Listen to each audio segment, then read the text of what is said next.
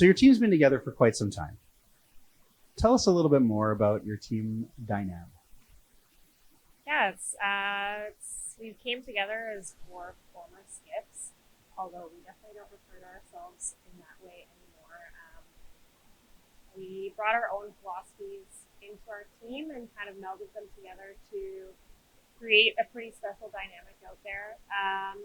It's pretty collaborative, but Carrie's our fearless leader, and we work with her to guide the team and bring the passion to the team, and the rest of us are there to support her along the way. And it's been pretty special these last 5 years and what we've been able to accomplish, and we really look forward to, potentially doing 5 in a row next year. So. Wait, we just talked about doing 3 in a row. Like, come on, don't jinx it yet. You don't want to know about number 4. Okay, you're not allowed to look at each other for this one. Who's the goofy one? Just all looked at each other. Well. You got to say it right away. Okay. Who? Well, it's either Carrie or Brienne, probably.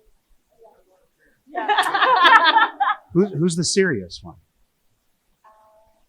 Val, probably. She's not here to defend herself. Yeah.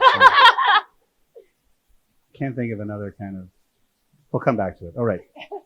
Okay, so to go right from the Scotties to the Worlds with such a quick transition and like no preparation, basically. What's that like? How do you get ready for something like that? It's pretty tough. In Canada, you only have about 2.5 weeks to prepare for that. So to going into the Scotties, preparing for that, and then all of a sudden winning that, and then coming home and having to switch your mind to Worlds, it's a quick transition. And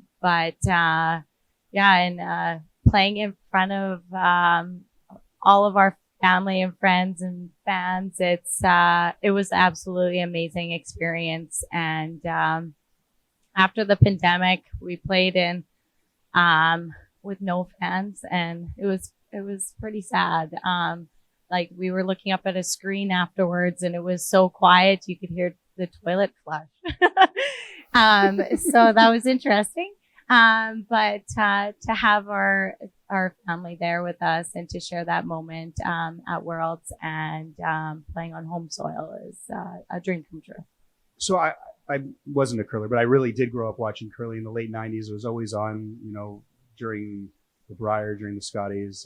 My dad was like an amateur curler, but I loved watching curling before it was like crazy popular, right? Because now it's gotten so much more popular.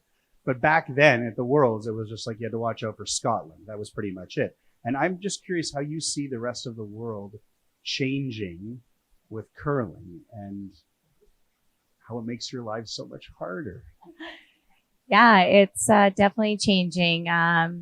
Everyone always thought Canada should just be winning gold and bringing home gold all the time. But the world is getting that much better every single year.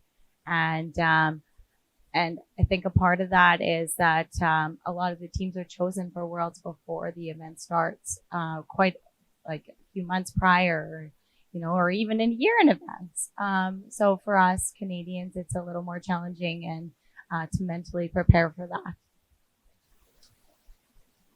Tell us a little bit more about the pandemic and what it was like to play, like you were talking about, with no one in the stands. It was extremely difficult. We spent a lot of our time in the bubble together, and I love these girls, but we spent like 4 months straight. And it was hard.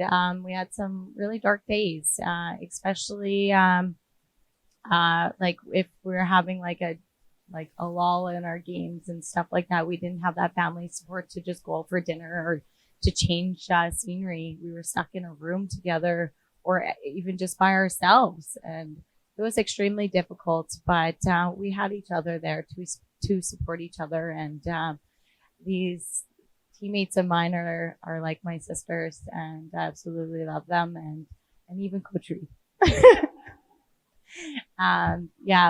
We've just been there for each other, and a shoulder to cry on when we needed it. So, yeah.